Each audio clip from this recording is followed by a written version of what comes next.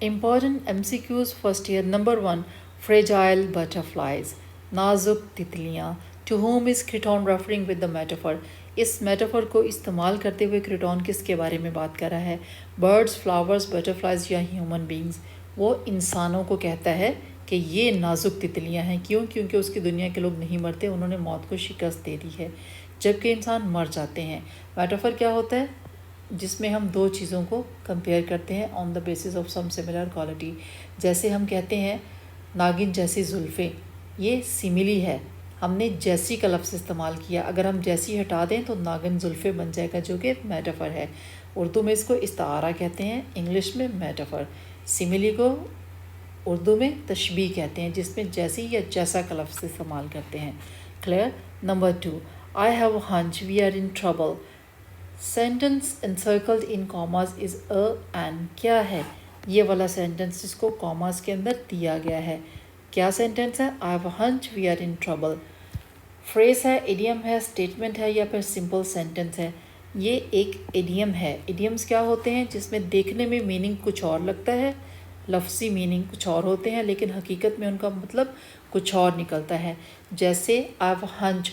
Hunch क्या होता है? इस तरह जैसे ऊँट की कोहान बनी हुई होती है, तो इसका ये मतलब थोड़ी है कि मुझे हंच है या मेरी बॉडी के ऊपर वाकई हंच बना हुआ है कि हम मुश्किल में है. इसका मतलब ये है कि there is something unusual and I have the feeling, I can sense the danger.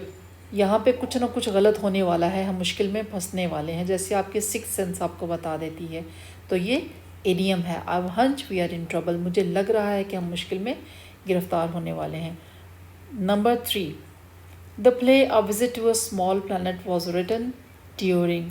First world war का है, सेकेंड वर्ल्ड वॉर का है, आफ्टर वॉर पीरियड का है, कोल्ड वॉर का है. किस किस पीरियड में ये प्ले लिखा गया था? ये कोल्ड वॉर पीरियड का प्ले है.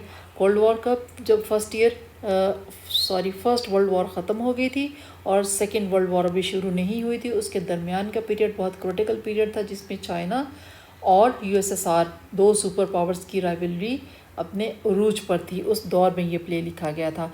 Number 4, ऑफली handsome is an example of. ये जो लफ्ज़ है ऑफली क्या होता है? नेगेटिव वर्ड है. खौफनाक, हैंडसम अच्छा लफ्ज़ है, पॉजिटिव. तो जो दो मुख्तलिफ अल्फाज को एक साथ इस्तेमाल किया गया है, इसको हम ऑक्समोरॉन कहते हैं. जैसे he is a true liar, वो सच्चा झूठा है. सच्चा और झूठा दो मुख्तलिफ अल्फाज हैं, लेकिन एक ही सेंटेंस में इस्तेमाल किए गए.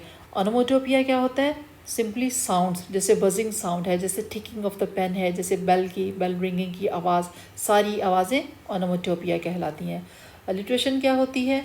जिसमें रेपिटेशन ऑफ कॉन्सोनेंट साउंड, जैसे O wild west wind, there is a repetition of W sound, बार बार वाइल्ड वेस्ट विंड रिपीट हो रहा है. ये अलिट्रेशन की एग्जांपल है.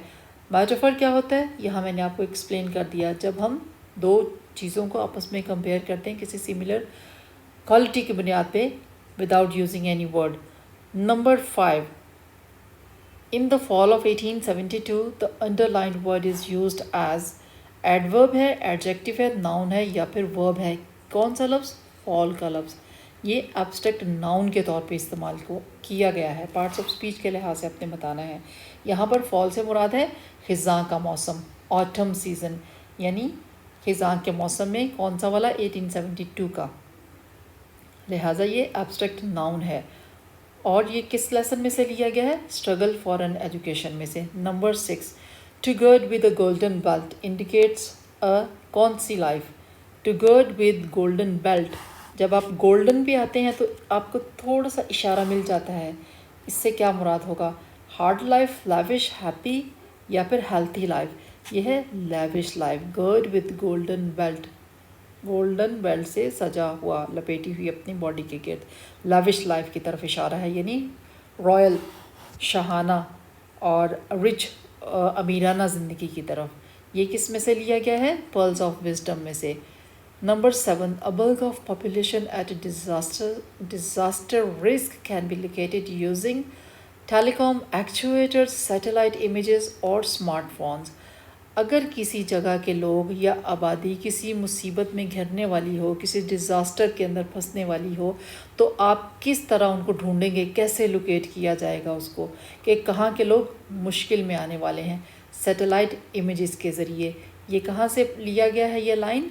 ये टेक्सावी आपका यूनिट, उसमें से ये लाइन ली गई है। Number 8, what emotional appeal is most evident in the necklace by Guy de Maupassant.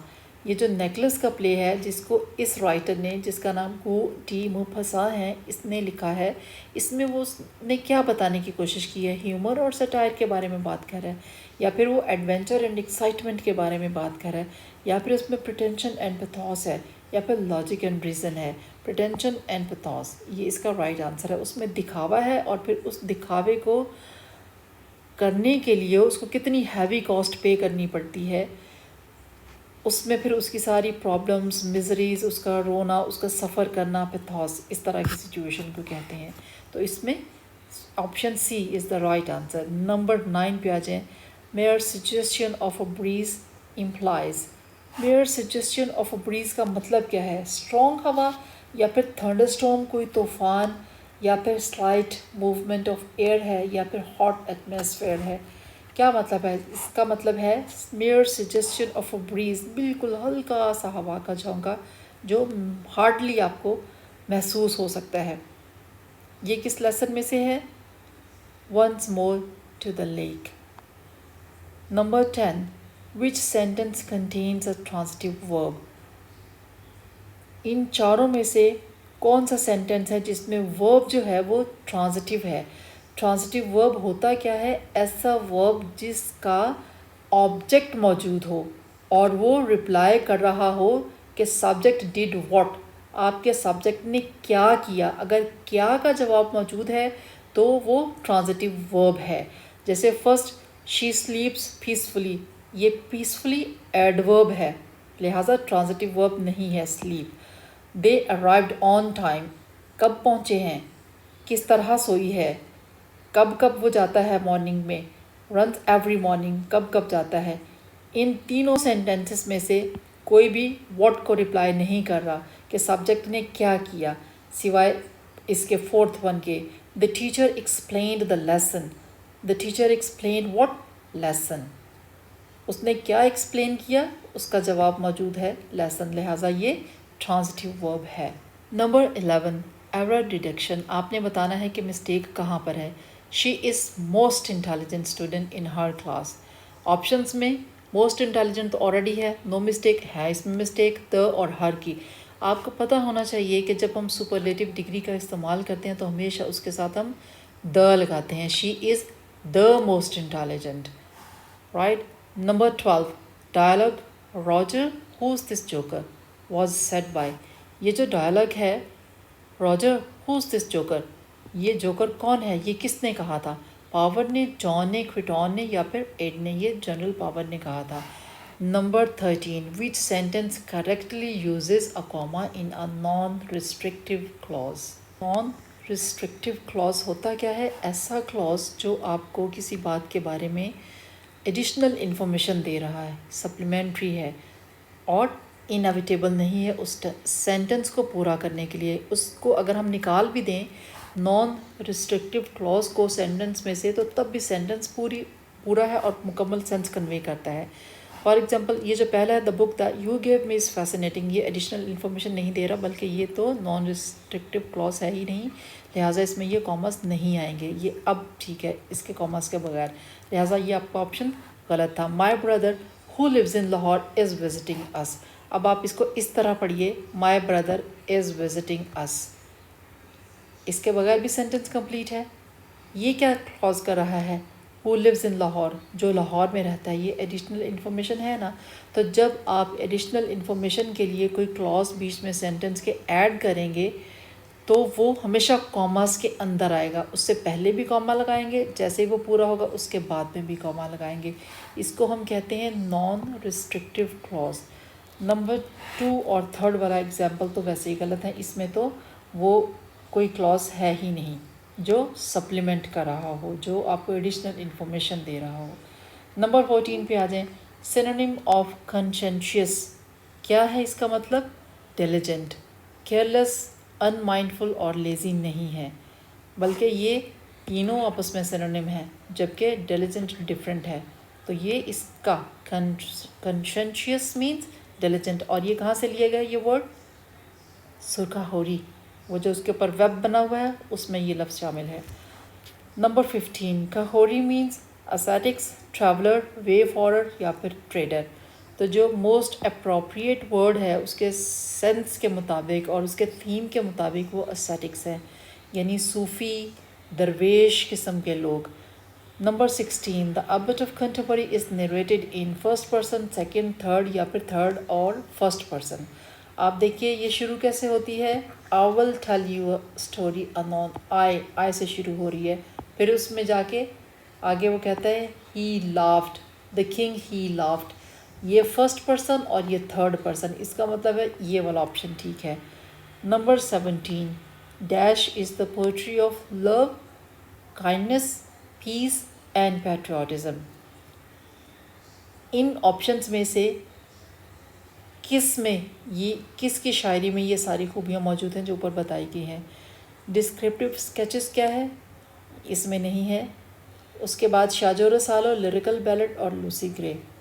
ये शाजो रसालो जो किताब है शायरी की, शाह अब्दुल लतीफ़ भिटाई की लिखी हुई, उसका ये थीम है, उसके सेंट्रल आइडियाज़ जो हैं वो ये सारी चीज़ें हैं। तो B option is the right answer. Number 18 पे आ जाए, according to Creighton civilization is ending है, फुली ब्लूम्ड है, जस्ट बिगिनिंग और क्रेपिंग?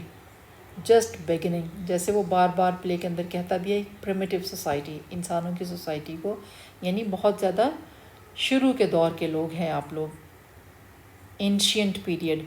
जस्ट बिगिनिंग, जहाँ पर अभी कल्चर तहजीब शुरू हो रही है।